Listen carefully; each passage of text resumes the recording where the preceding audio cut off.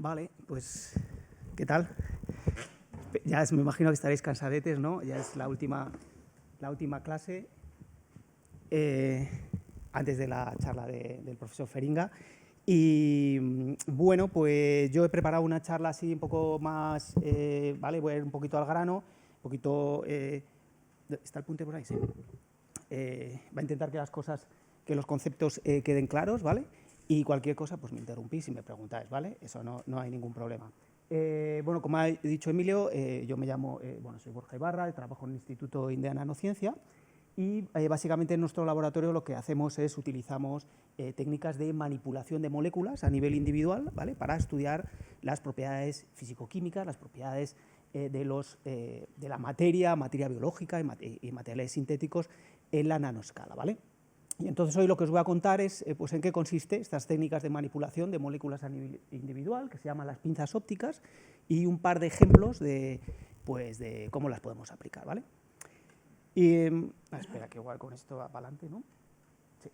Vale, perfecto. Pues, bueno, yo creo que a estas alturas no voy a entrar en lo que es la nanociencia y la nanotecnología, ¿verdad? Porque yo creo que ya os ha quedado claro desde la charla de Nazario.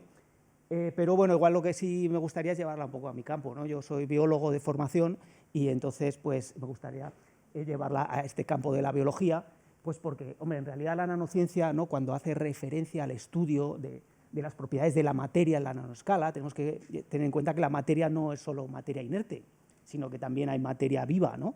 Que son de alguna forma de lo que estamos hechos todos, ¿no?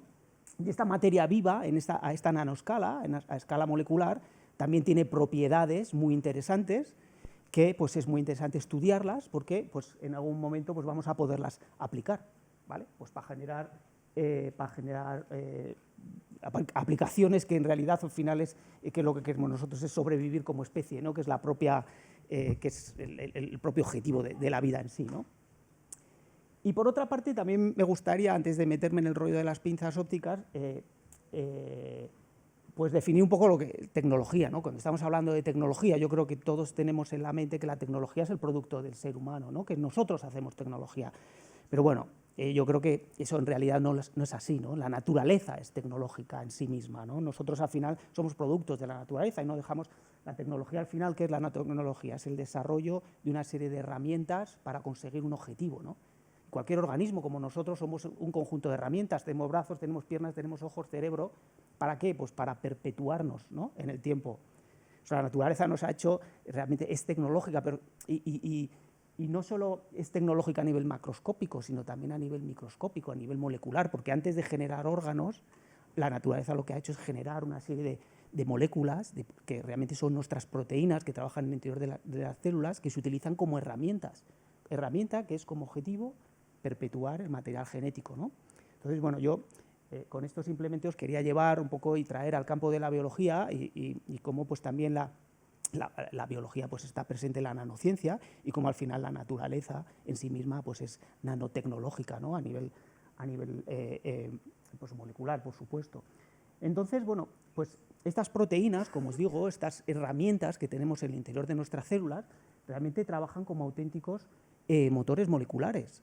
¿Por qué? Pues porque estas proteínas lo que van a hacer es convertir la energía que tenemos en el interior de la célula a trabajo, ¿no? A través de una serie de cambios conformacionales, de movimientos, ¿no? Aquí, por ejemplo, os enseño las típicas animaciones de estas que podéis encontrar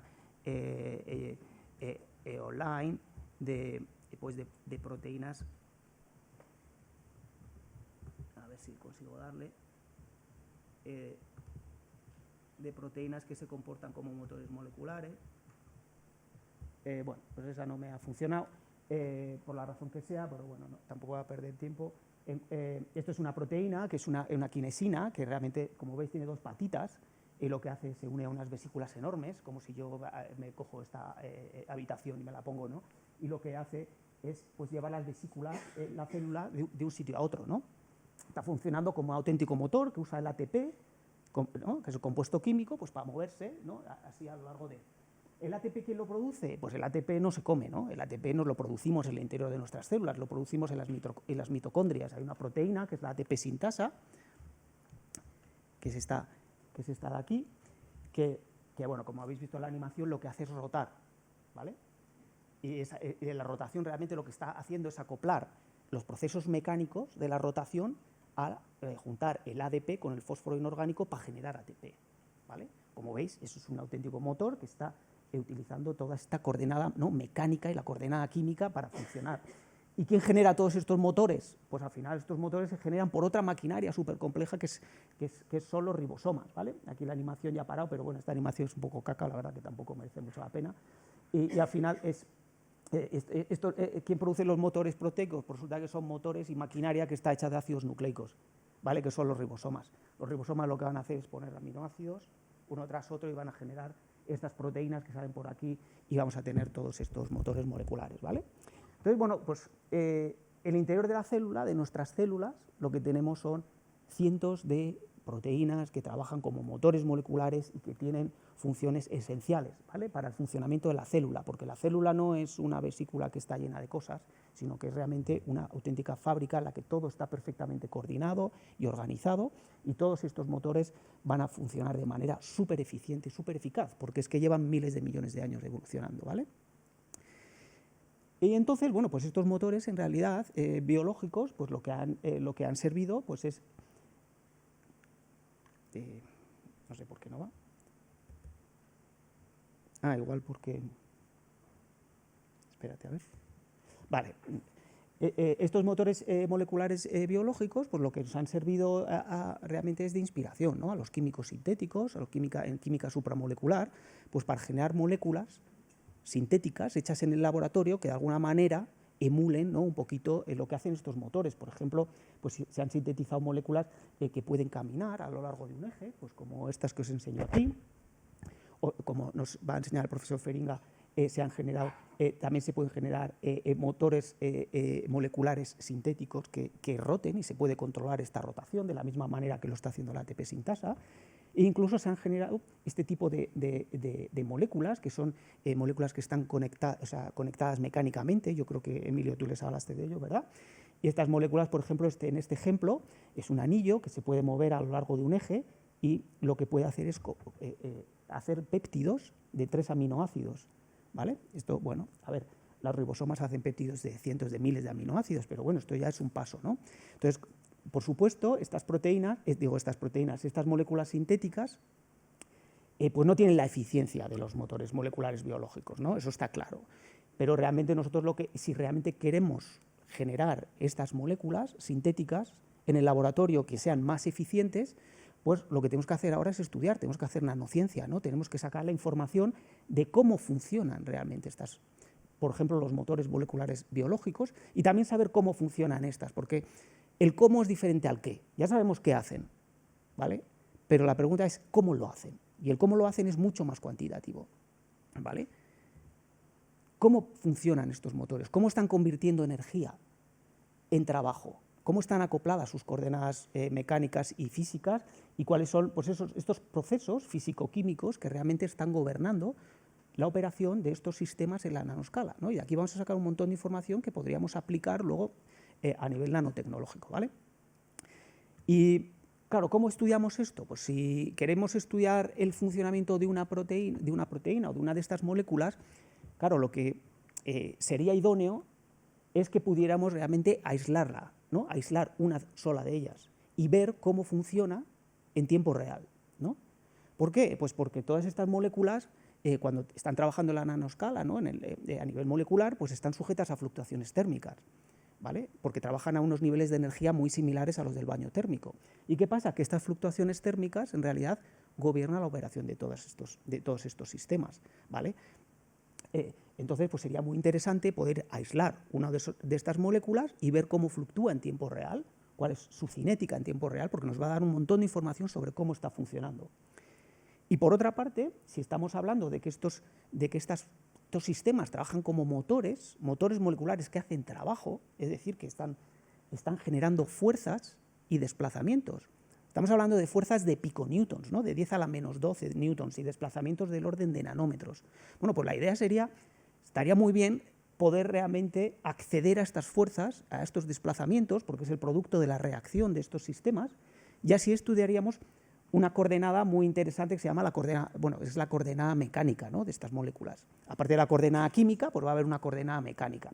Y si conseguimos estudiar la coordenada mecánica, cómo está relacionada con la coordenada química, pues vamos a poder estudiar lo que se llama la mecanoquímica, la conexión entre la química y la mecánica, que es esencial para el funcionamiento de todas estas moléculas que funcionen como motores moleculares, ¿vale? Entonces, ¿qué pasa? Pues que todo esto no lo podemos hacer si tenemos un tubo de ensayo en el que metemos nuestras moléculas y tenemos miles de millones de moléculas ahí funcionando en un proceso que no está sincronizado, ¿vale? Y entonces, ¿qué pasa? Al final lo que tenemos, si hiciéramos ese experimento, vamos a tener un promediado. Vamos a saber lo que está haciendo, pero no vamos a saber cómo, ¿vale? Entonces, por eso aquí viene la magia de estas técnicas de manipulación de moléculas a nivel individual, porque vamos a ser capaces de aislar una sola molécula, ver cómo funciona en tiempo real, seguirla en tiempo real, y además vamos a poder manipularla, ¿no? Ahí está la gracia de la manipulación. Vamos a poder aplicar fuerzas y medir las fuerzas que está haciendo esta molécula. Entonces vamos a tener acceso a esta coordenada mecánica, ¿vale? Y estudiar la mecanoquímica, ¿vale? Y bueno, una de estas técnicas es las pinzas ópticas, que es la técnica que nosotros usamos en el laboratorio, en INDEA, y es un poquito lo que os voy a contar ahora, ¿no? Cómo funciona esta técnica y cómo podemos utilizarla para estudiar. Os voy a poner dos ejemplos de cosas que hemos hecho en el labo y sacar información, ¿no?, sobre un sistema biológico y un sistema hecho en el laboratorio de Emilio, ¿vale? Las pinzas ópticas, venga, pues vamos a... ¿cómo funcionan las pinzas ópticas? Pues realmente el nombre ya lo dice todo, ¿no? Porque pinzas es agarrar, es decir, vamos a hacer fuerza, y óptica es pues que vamos a hacer esa fuerza con la luz, ¿vale? ¿Y por qué? Pues que es que al final la luz, realmente los fotones, como sabéis, pues no tienen masa, pero tienen energía, tienen un momento. Entonces, cada vez que inciden con la superficie de un objeto, por ejemplo, imaginaros que esto es una bolita muy pequeña de plástico, ¿vale? Pues hay un cambio en el momento que lo que genera es una fuerza neta en la dirección contraria, ¿vale? Entonces, esto ya se sabía, ya estaba teorizado a principios del siglo XX, ¿vale? De que la luz tenía que tener una fuerza que se le llamaba la presión de radiación. Lo que pasa es que realmente esa fuerza es diminuta, nosotros no la sentimos, ¿no? Igual estos días hay de supercalor, pues sí parece que nos está empujando algo, pero en realidad no sentimos la fuerza del Sol, ¿no? Y esto se sabía que existía esta presión de radiación. Lo que sí se había visto es que a escalas astronómicas, por ejemplo, cuando está un cometa dando vueltas orbitando alrededor del Sol, pues la cola de los cometas, como sabéis, está apuntando siempre en la dirección contraria. ¿Y esto por qué? Es porque la presión de radiación del Sol está empujando, ¿no? Bueno, hay más cosas, ¿no? Pero la presión de radiación empuja los gases, impulsa todas las partículas en la dirección de propagación, ¿vale? Entonces, bueno, pues se pensaba que esta presión de radiación es algo que se puede ver a escala astronómica, pero que, bueno, pues que lo que es aquí en la Tierra, pues poco lo íbamos a sentir, ¿no? Hasta que a mediados del siglo pasado, en el 1960, una cosa así, este hombre, Arthur Askin, pues se interesó por la presión de radiación, por la naturaleza de la presión de radiación, y dijo, coño, pues yo quiero a ver si puedo estudiar esto en el laboratorio, ¿no? ¿Él por qué se interesó? Porque justo en esta época es cuando se inventó el láser, ¿vale? Y entonces él razonó, dijo, bueno, pues si yo lo que hago es, si consigo generar una luz con una intensidad lo suficientemente grande, porque él ya estaba pensando en el láser, e incidir sobre un objeto muy pequeñito, una bolita de plástico de una micra, debería de ser capaz de ver cómo esa luz empuja la bolita, ¿no?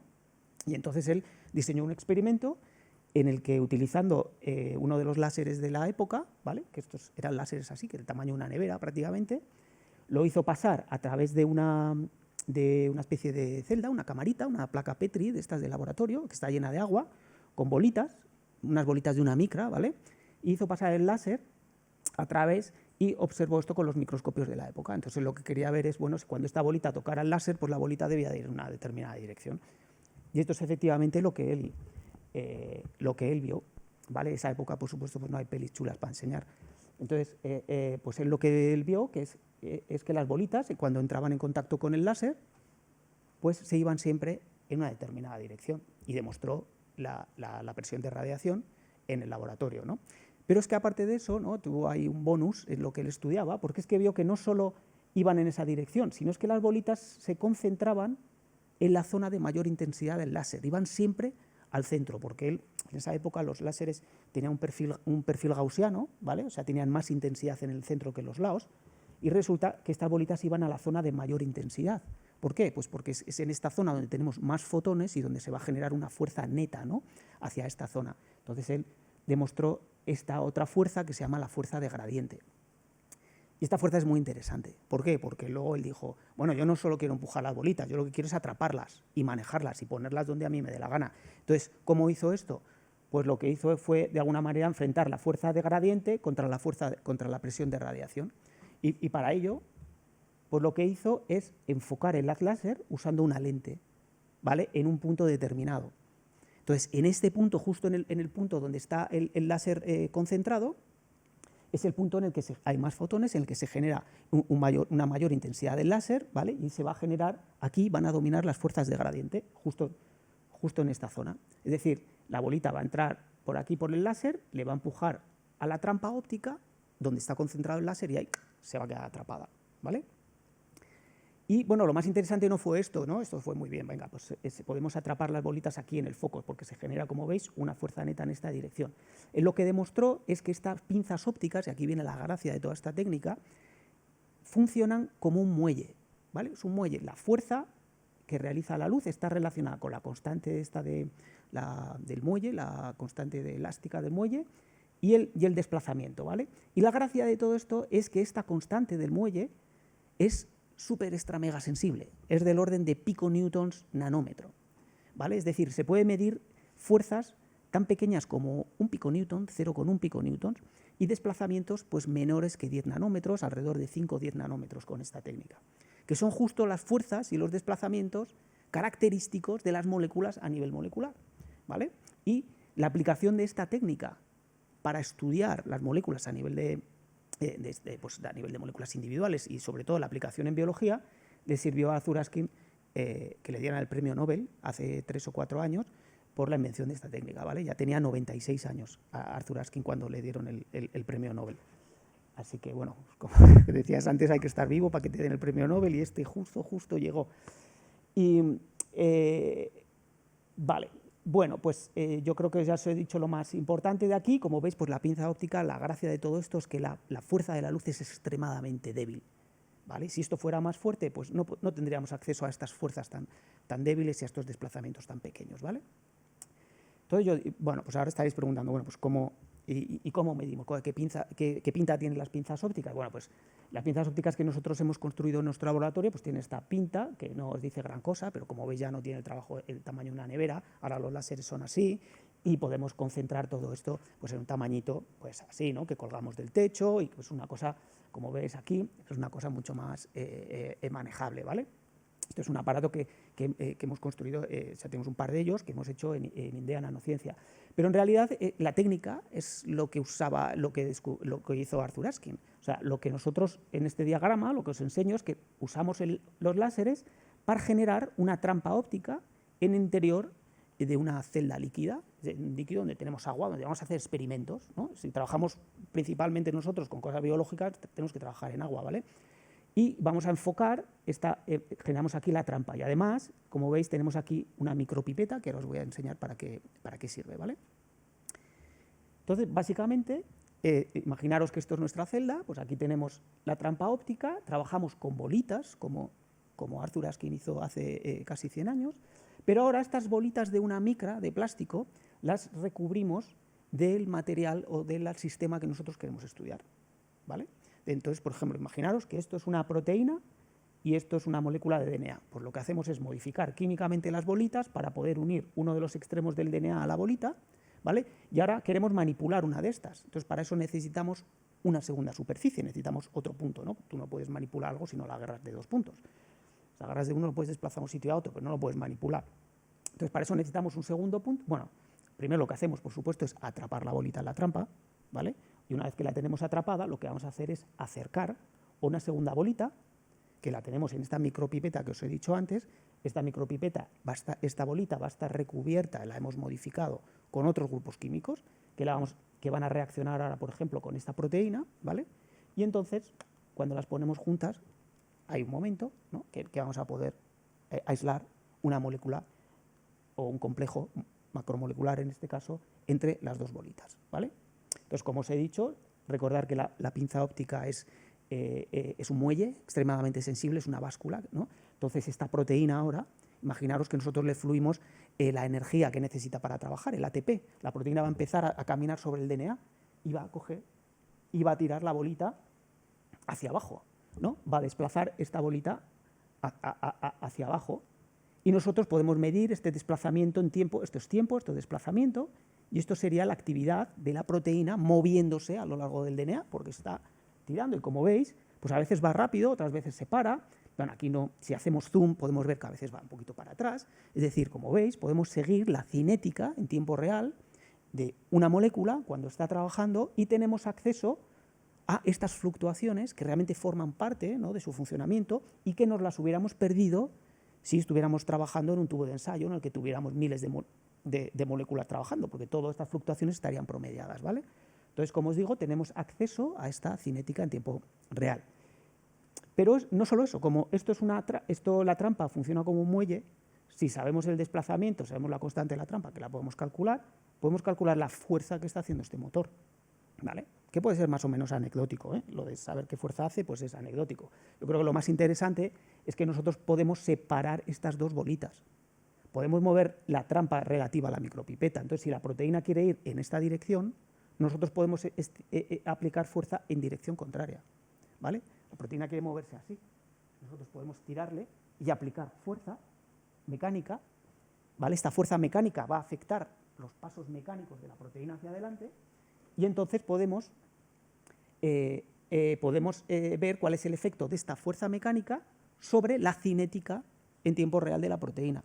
Entonces vamos a explorar lo que se llama la coordenada mecánica y podemos ver cómo esa coordenada mecánica está relacionada con la coordenada química, ¿vale? Y estudiar la mecanoquímica, como os he dicho, ¿vale? Pues vamos a ver si funciona esto, que antes funcionaba,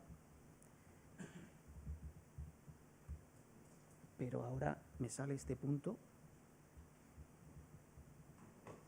que no sé de dónde ha salido. Es el punto. Ah, vale, perfecto. Vale, gracias, Emilio. Y bueno, aquí simplemente os quiero enseñar, vale, ya ha empezado la peli. Esto sería dentro de la cámara, ¿no? Dentro de las pinzas ópticas. Aquí estaría el láser, no lo podemos ver. Vamos a atrapar una bolita en el láser, ¿vale? Que la vamos a poner en la punta de la pipeta, que está conectada aquí con aire. Vamos a ir a coger la otra bolita, que está recubierta, por ejemplo, de nuestra molécula con DNA, ¿vale? El láser no lo podemos ver porque tenemos un filtro. Y vamos a poner las dos bolitas juntas, ¿vale? Entonces aquí, ahora lo que os tenéis que fijar es aquí, esto es nuestro sensor de fuerza, nos está diciendo que estamos desplazando la bolita que está en la trampa óptica, la estamos desplazando al mover la pipeta hacia abajo. ¿Por qué? Pues porque tenemos una molécula aquí enganchada entre las dos bolitas y al mover la pipeta hacia abajo, ¿vale?, pues estamos desplazando la bolita que está aquí. Entonces, aquí, por ejemplo, tenemos una molécula de DNA que no la podemos ver, como veis, esta microscopía no vemos, pero sí podemos sentir, la sentimos, ¿vale? Sentimos la fuerza, es como si tuviéramos una caña, estuviéramos pescando, sabemos que está ahí el pez, no lo podemos ver, y podemos manipularlo, ¿vale?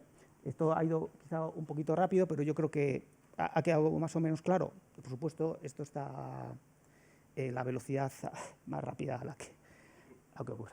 Hay dos láseres enfrentados para que se contrarresten los empujes. No, se podría generar una trampa óptica con un solo láser, ¿vale? Lo que pasa es que la intensidad del láser tendría que ser un poco mayor, en nuestro caso, y por una serie de ventajas e inconvenientes de esta técnica, pero bueno, lo que usamos son dos láseres de menor intensidad para generar una trampa óptica única.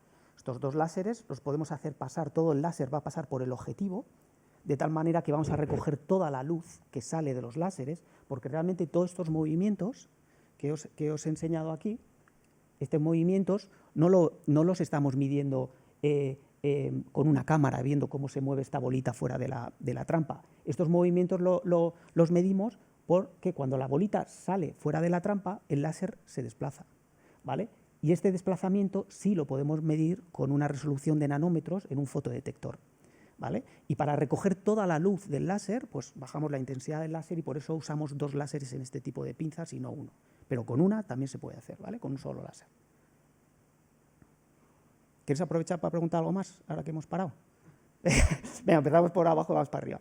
¿Las ventanas de qué son las que contienen el litio? ¿De qué material son? ¿O son las ventanas que contienen las No, son ahora esto he pasado un poco rápido. Estos son nada, 2 cristalillos muy finos, 2 portaobjetos, y las lentes son estos objetivos de aquí. Cuando haces el enganche de la proteína con la bolita, ¿es fácil conseguir una sola molécula o normalmente enganchan varias? Lo que tienes que hacer, Porque no lo ves. no lo ves, pero lo sientes. Pero lo que tienes que hacer es tunear. Claro, tú sabes que cuando pongo esta concentración de DNA con esta concentración de bolitas, voy a las pinzas y de repente se me engancha todo, tal, tengo mogollón. Entonces tienes que decir, bueno, con esta concentración de DNA, ¿no? Es cuestión de hacer el experimento, decir, voy a poner, lo que nosotros hacemos es poner muy poquito, por ejemplo, DNA con respecto a las bolitas para asegurarnos que hay una sola. Pero, aún así, dices, ¿y cómo sabes que tienes una? Bueno, nosotros en general trabajamos con DNA, ¿vale? Y el DNA es un polímero que tiene unas propiedades mecánicas muy bien definidas y tiene una señal, nos da una señal que no, ¿vale? De estiramiento que es única. Y entonces eso es lo que nos va a permitir saber si tenemos una molécula o dos, ¿vale? Y luego puedes separarlo. El DNA, Una vez ha producido el enganche, ¿sí? la idea es estirar mucho la para la piel. Es claro. Pero puedes cerrarlo de forma controlada sin romper o Tirar del DNA. al tirar el DNA, Claro, al tirar del DNA lo que tú vas a hacer es modificar, el DNA es una hélice. Entonces tú lo que vas a hacer es modificar las propiedades físicas de esa hélice. Y la hélice lo que hace es abrirse cuando las... igual que has acoplado, no tienes un proceso equivalente para desacoplar. No. Lo que sí puedes hacer es coger, por ejemplo, una de las cadenas del DNA por un lado, otra cadena por otro, y abrir el DNA, ¿vale? Sí, es un hairpin. Tengo experimentos de esos para mostraros, pero bueno, tú puedes abrir el DNA y cerrarlo, pero no puedes acoplarlo y desacoplarlo. Una vez que lo has desacoplado se pierde. Bien. Una pregunta, los láseres son coherentes uno al otro, ¿no? Entonces, si va a pasar el láser, se va a enfrentar el láser del otro, puedes desestabilizarlo, ¿no? No se cruzan, en ese sentido no interfieren uno con el otro, para nada. Vale.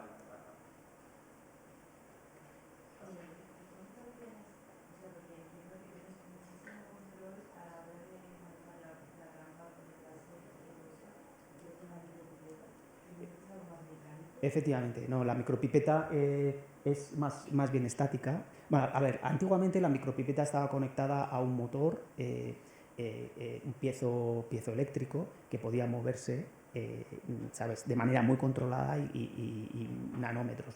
Ahora lo que hacemos es desplazar el láser, que tenemos muchísimo más control. Y la pipeta sí que es verdad que, bueno, es un componente mecánico y al final da drift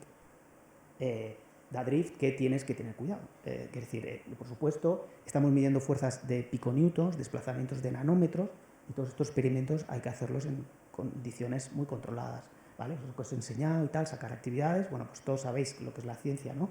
Y que en realidad, pues todas estas cosas, pues hace falta tener muchísimo cuidado, por supuesto, y que las condiciones sean las adecuadas, y por eso la máquina, de alguna manera, está aislada, está colgada del techo, ¿vale?, para evitar esas fluctuaciones, y también tenemos un control de temperatura, etc.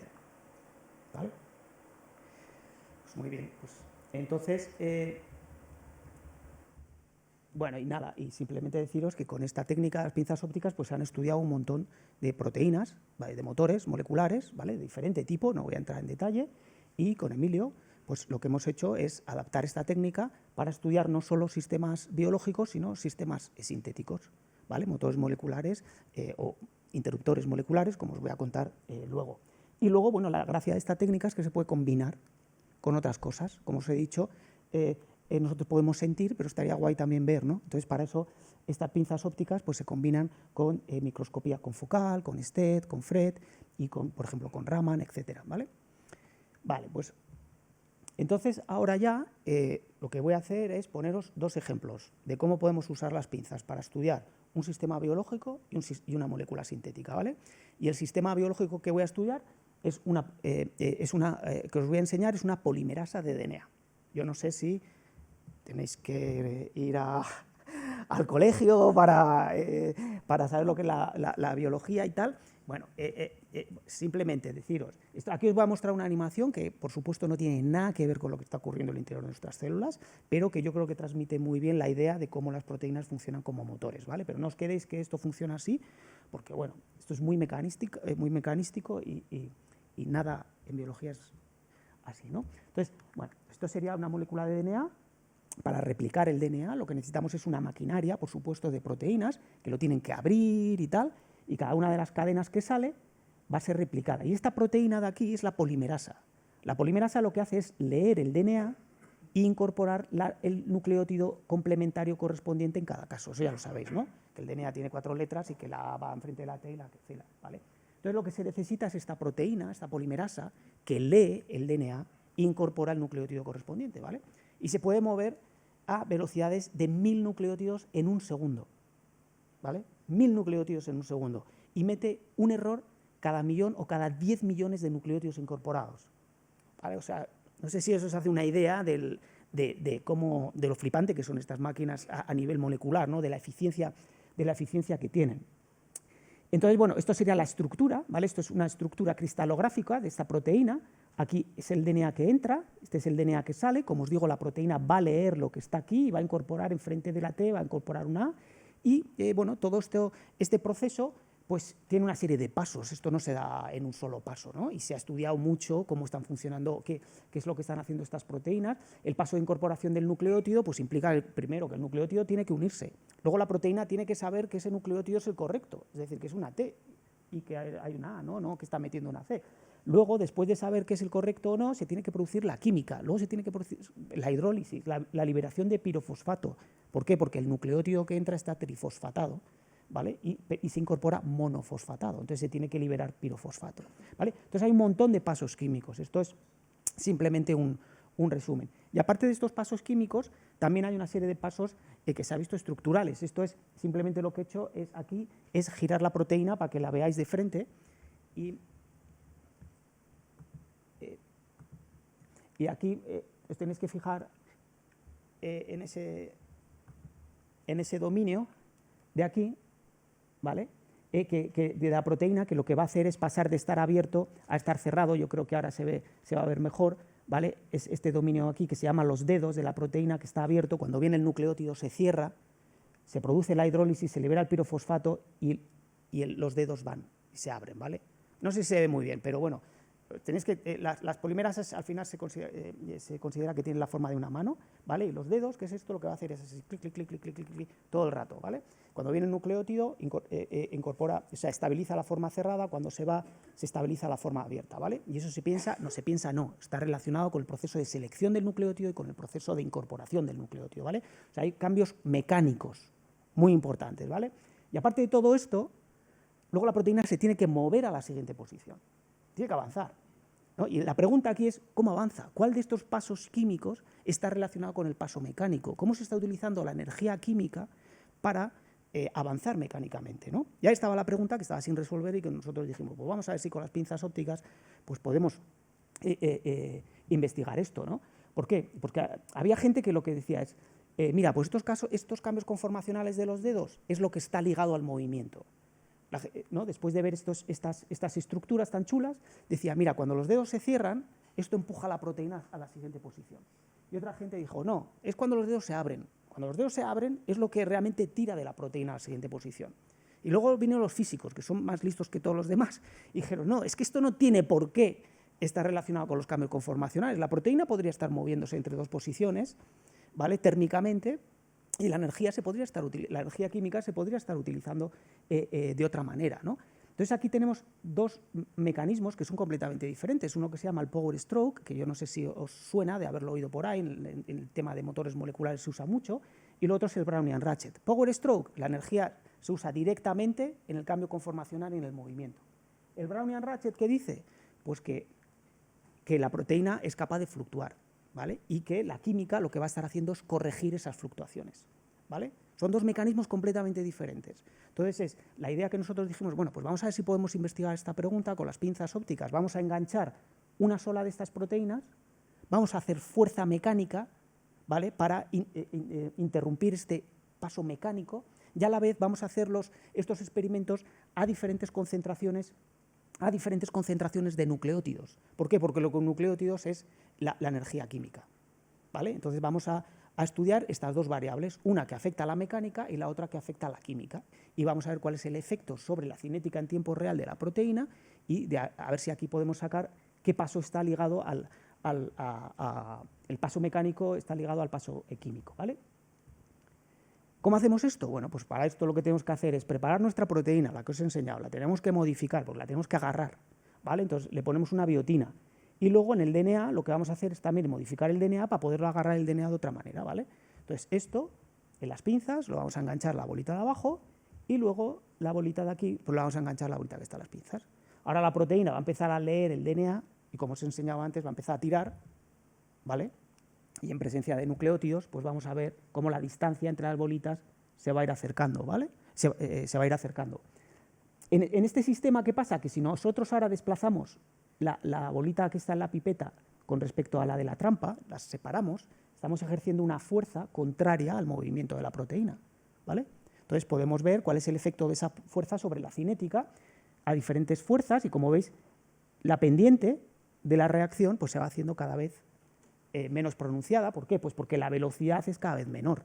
Estamos haciendo una fuerza, ella quiere ir para un lado y nosotros estamos tirando para otro. Empezamos a ver aparición de un montón de pausas, fluctuaciones, etc. Bueno, aparte de esto, también podemos pensar otra geometría. Podemos decir, oye, pues si le ponemos la bolita en vez de delante, se la ponemos detrás, ¿ahora qué pasa? Pues que la geometría, cuando nosotros separamos las dos bolitas, la fuerza que hacemos ya va en la misma dirección en la que se mueve la proteína, ¿vale? A esto le llamamos el aiding, aunque, bueno, ayudar, pues tampoco es que ayudara, pero bueno.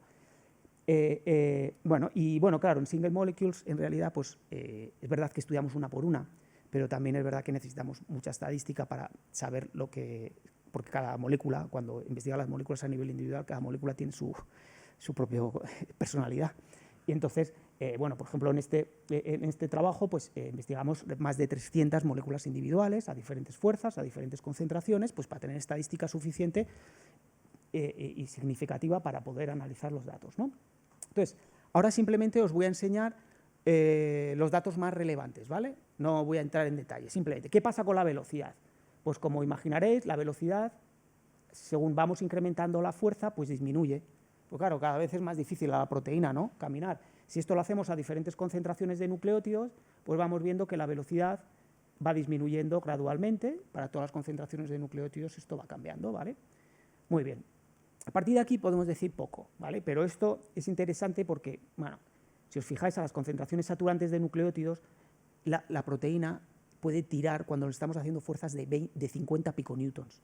Vale, y dices, 50 piconewtons, ¿cuánto es? Pues no, pues es mucho. O sea, si escaláramos, ¿vale?, el tamaño de la proteína a escala real y a un coche le diéramos la misma relación masa-potencia que tiene una polimerasa, pues el coche sería capaz de desplazar 700 portaaviones, ¿vale? Para que os hagáis una idea de lo bestial que son estas proteínas, ¿no?, y de que 50 piconewtons es mucha tela.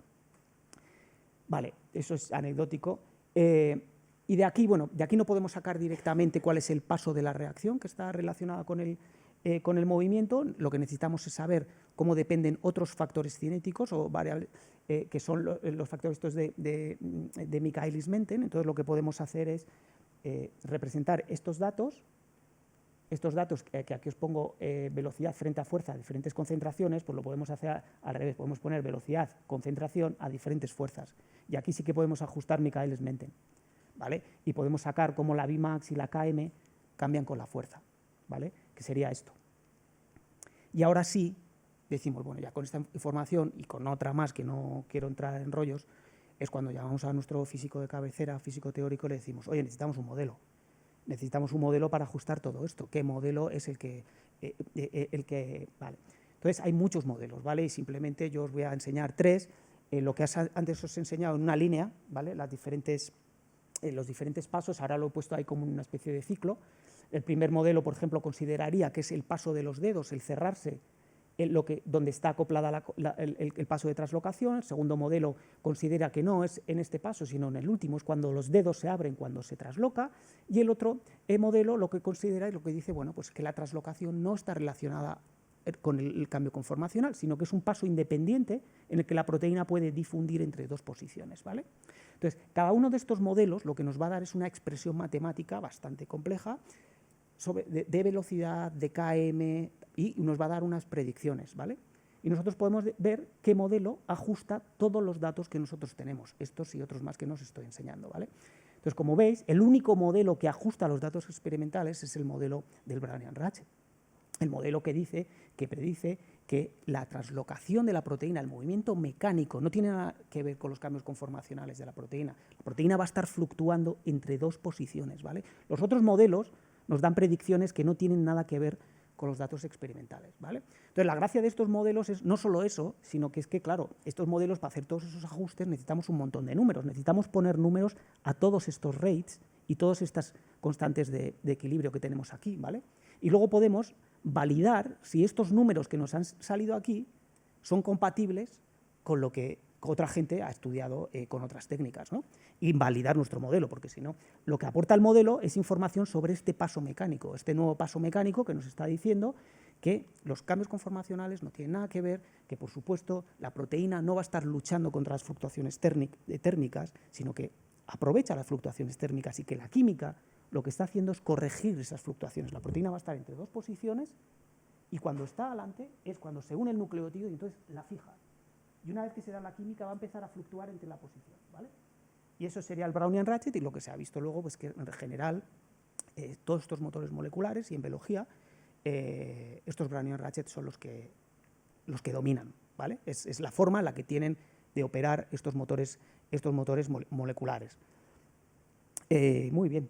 Pues no sé si esto os ha quedado más o menos claro, ¿vale? La polimerasas y tal, quizá mucha biología para vosotros. Y ahora ya acabo con este último ejemplo en el que os quiero enseñar cómo podemos usar las pinzas ópticas para medir el funcionamiento, la cinética en tiempo real de no es un motor molecular, pero sí es un interruptor molecular sintético que está hecho en el laboratorio y que lo podemos también medir con las pinzas ópticas, ¿vale? Y este interruptor molecular está basado en estas moléculas que están conectadas mecánicamente, que se llaman rotaxanos, ¿vale?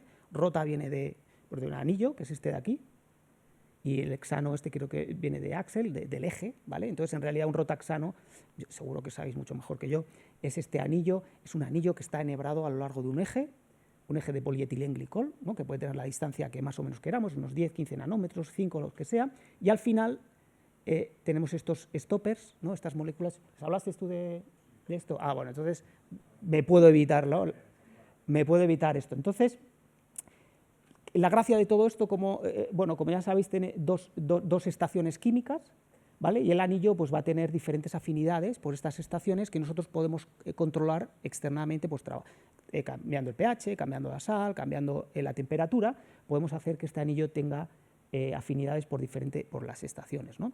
Entonces, la gracia de todo esto, como os dijo Emilio, es que estas moléculas son biestables, ¿vale? Se puede controlar su movimiento en la nanoescala y... Ah, vale.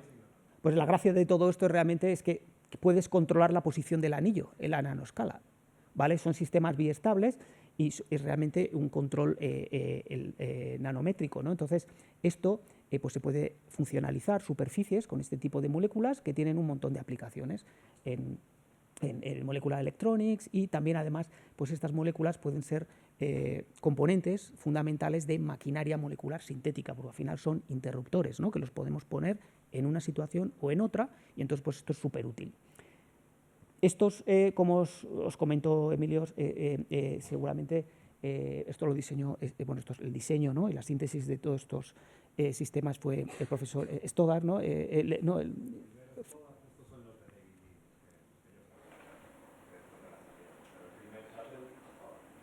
Que le dieron, efectivamente le dieron el premio Nobel el mismo año que a Feringa. ¿Y por qué? Bueno, pues porque son unos sistemas que molan mucho, que tienen un montón de aplicaciones y se sabe qué están haciendo, por supuesto, y nosotros la pregunta que teníamos, bueno, pues cómo están funcionando, ¿no? ¿Cuál es la velocidad, o sea, cómo oscila el anillo? ¿Cuál es la cinética de oscilación del anillo entre las dos posiciones? Si estos sistemas van a ser parte de maquinaria molecular, pues sería muy interesante saber cuál es la fuerza que puede ejercer el anillo cuando se mueve de una estación a otra, o cómo responde la cinética de este sistema cuando le aplicamos fuerza, ¿no? Porque al final, si va a ser parte de una maquinaria molecular, las fuerzas van a estar ahí. Entonces, para eso, pues con Emilio lo que hicimos en el laboratorio de Emilio trabajaron en la síntesis de este shuttle, de este molecular shuttle, que lo que tiene, aparte, la diferencia con los que se habían generado antes, es que tenemos un par de puntos por lo que vamos a poder enganchar, ¿vale? Porque si lo queremos manipular, pues necesitamos engancharlos. Entonces, uno de ellos va a tener aquí una biotina va a estar aquí, al final de este stopper, y luego vamos a tener una fida que está en el anillo, ¿vale? Y esta fida, ¿vale? Y este anillo lo que va a estar es unido preferentemente a esta estación que se llama fumaramida, pues que es la estación por la que va a tener más afinidad, ¿vale? Y luego la estación débil se llama la succinicamida. Yo me lío con todos estos nombres. Entonces la vamos a llamar la fuerte y la débil, ¿vale?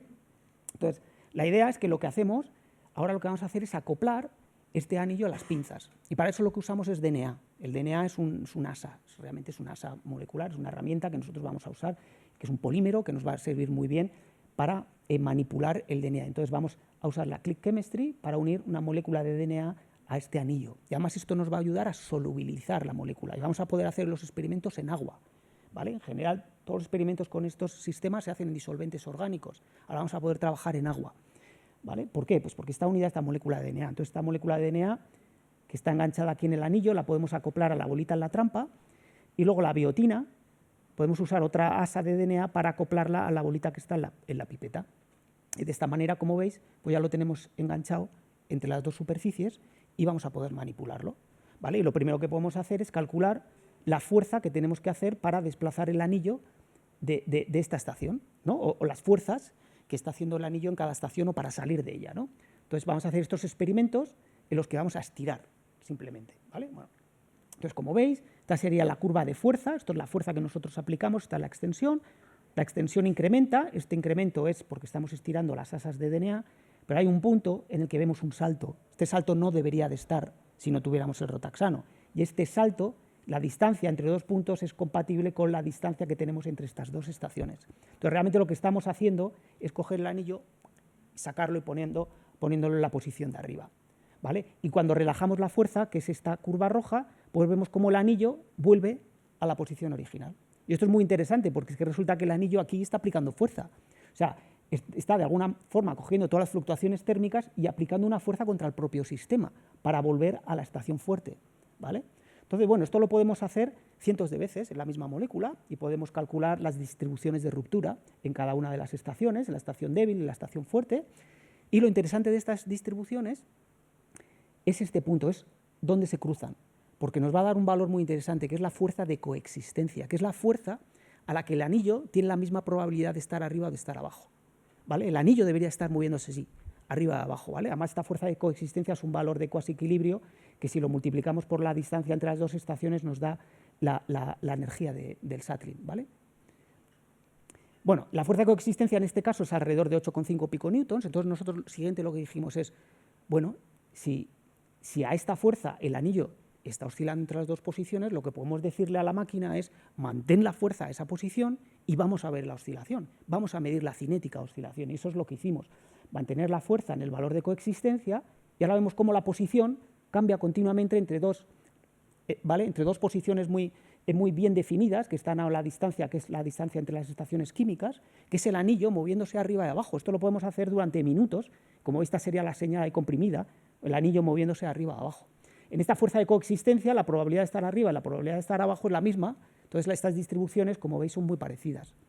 Pero nosotros podemos controlar mecánicamente esto, podemos cambiar la fuerza 0,5 piconewtons y bajarla, y si la bajamos un poquito, pues como veis, la ocupación del estado fuerte, pues ahora domina, ¿vale? Está haciendo excursiones arriba, pero domina. Y si incrementamos un poquito la fuerza por encima de 9, pues resulta pues, que vamos a llevar ya el anillo abajo y va a estar haciendo excursiones abajo, ¿vale? Como veis, la ocupación del débil ahora aquí es mayor.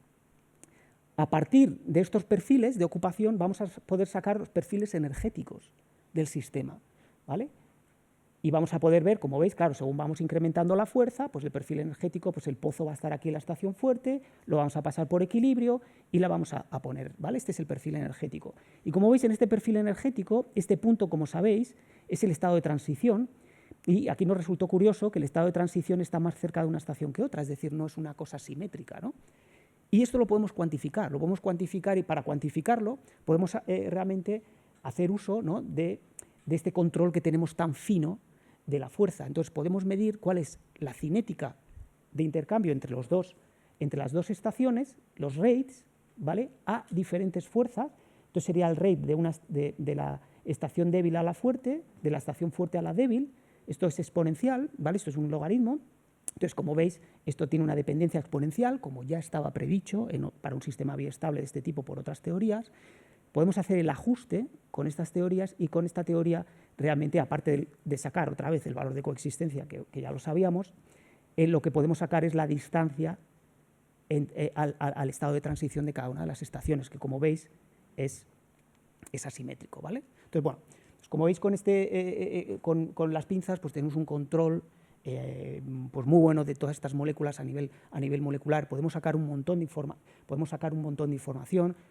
Simplemente para acabar, pues como veis con las pinzas vamos a poder aislar moléculas individuales, vamos a poder medir su cinética en tiempo real, vamos a tener acceso a todas estas fluctuaciones que nos dan un montón de información sobre cómo están funcionando y además vamos a poder manipularlas, vamos a poder ejercer estas fuerzas mecánicas y estudiando el efecto de la fuerza mecánica sobre esta cinética vamos a poder estudiar su coordenada química y la relación de la coordenada química con la coordenada química, de la coordenada mecánica con la coordenada química, ¿vale?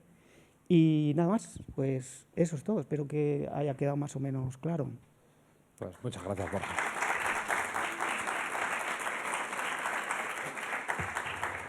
Habéis hecho preguntas entre medias, pero veo que de momento no aparece Feringa por aquí, o sea que si queréis más preguntas tenemos tiempo. Si queréis alguna más a María, ahora ya tiempo libre. ¿Hacemos alguna más a Borja? ¿Tenéis más preguntas? ¿Os ha quedado todo claro? Es una pregunta un poquito de ciencia ficción, pero con el tema este de la replicación del ADN, ¿se pueden utilizar entonces las pinzas para causar mutaciones de forma controlada, aplicando fuerza? Sí, porque con las pinzas al final estás modificando la estructura del DNA sobre el que se está moviendo la proteína y estás cambiando realmente la forma en la que tiene de leer. Cada vez le vas a hacer más difícil leer el DNA que tiene delante. Entonces tú puedes inducir, de hecho, a la proteína a que se equivoque. No sé si me estoy explicando. Sí. Porque como estás modificando el DNA que tiene delante, lo estás estirando, claro, la siguiente base, a fuerzas muy grandes, ya no va a estar cerquita, va a estar más lejos y va a tener cada vez más problema. Y de hecho, en el laboratorio, nosotros, estas proteínas, aparte de lo que es la polimerización, lo que tienes es otro sistema para corregir errores, ¿vale? Entonces, estirando el DNA, lo que se puede hacer es inducir el otro, es decir, la proteína va hacia adelante y con fuerza le podemos inducir la otra actividad y ahora va a ir hacia atrás comiéndose el DNA, es decir, puedes inducir esa capacidad, ese mecanismo que tiene para corregir errores y tunear eso. Gracias.